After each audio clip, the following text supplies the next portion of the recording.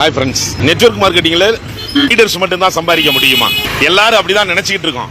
Leaders மாத்திரம் தான் சம்பாதிக்க முடியும். அவங்க எல்லாம் ரொம்ப நாளைக்கு முன்னாடி வந்தவங்க, ரொம்ப வருஷமா இது பண்ணிட்டு இருக்காங்க.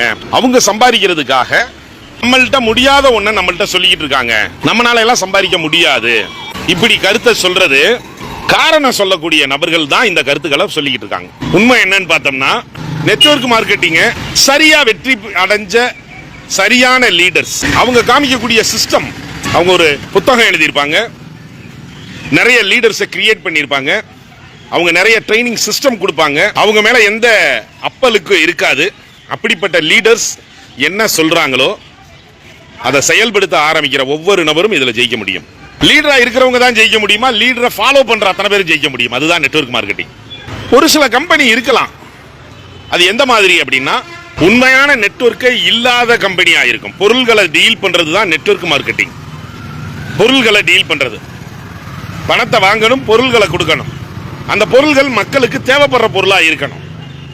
அதுல பெரிஷபிள் ப்ராடக்டா இருந்துச்சுன்னு வைங்களேன், அன்றாடம் அழியக்கூடிய பொருள்களா, இப்ப பேஸ்ட், சோப்பு, மருந்து பொருள்கள், சளி, டானிக்கு, இந்த மாதிரி இதெல்லாம் வாங்குவோம், பயன்படுத்துவோம். மனுஷன் இருக்கிற வரைக்கும், இந்த பூமி எப்போ வரைக்கும் இருக்குமோ அப்போ வரைக்கும் மனுஷன் இருப்பான். மனுஷன் இருக்கிற வரைக்கும் பொருள்களை பயன்படுத்திக்கிட்டே இருப்போம். பொருள்களை பயன்படுத்த வாங்கிட்டே இருப்பாங்க. இதுல லீடர் சொன்னா என்ன, நான் சொன்னா என்ன, நீங்க சொன்னா என்ன, யாரு சொன்னாலும் வாங்குவாங்க. யாரு வந்தாலும் ஜெயிக்க முடியும். ஆனா ஜெயிக்கணும் அப்படிங்கிறவங்களுக்கு ஒரு சில குணாதிசயங்கள் இருக்கு. அந்த குணாதிசயம் யாருக்கு வருதோ அவங்க தான் இதுல வெற்றி அடைஞ்சு பறக்க முடியும். அந்த குணாதிசயம் யாருக்கு வருது? யாருக்கு இலக்கு இருக்கோ, யாருக்கு பசி இருக்கோ, யாருக்கு வேட்கை இருக்கோ, அவங்க தொடர் முயற்சியா இந்த பிசினஸ் முன்னெடுத்துட்டு போறப்போ 100% சக்சஸ் கிடைக்கும். விடாப்பிடியான முயற்சி. இன்னைக்கு ஆரம்பிச்சோம்னாலும் நம்ம அவேர்னஸ் கொடுக்க வேண்டிய நபர்கள் லட்சம் பேருக்கு மேல இருக்காங்க.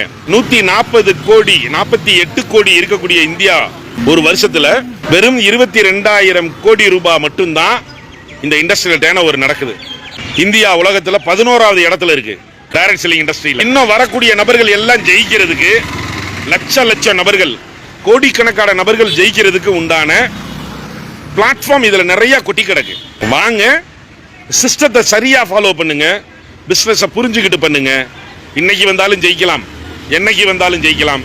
எந்த கம்பெனியில பயணம் பண்றோம், எப்படிப்பட்ட பொருள்களை டீல் பண்றோம், எந்த சிஸ்டத்தை ஃபாலோ பண்றோம், விடாப்பிடியா இருக்கமா, நமக்கு இலக்கு இருக்கா, அத்தனை பேரும் ஜெயிக்கலாம். இதுல லீடர் தான் ஜெயிப்பாங்க, அது இருந்தா தான் ஜெயிப்பாங்க, இது இருந்தா தான் ஜெயிப்பாங்க. இது எல்லாம் தோல்வியாளர்கள் சொல்லக்கூடிய காரணம்.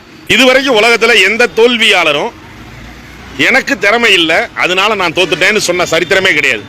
அடுத்தவங்ககிட்ட இந்த வாய்ப்பு இருந்துச்சு, என்கிட்ட அந்த வாய்ப்பு இல்லை, எனக்கு மாத்திரம் இது இருந்திருந்தா அப்படி சொல்லுவாங்க. சூழ்நிலைய காரணம் சொல்லுவாங்க.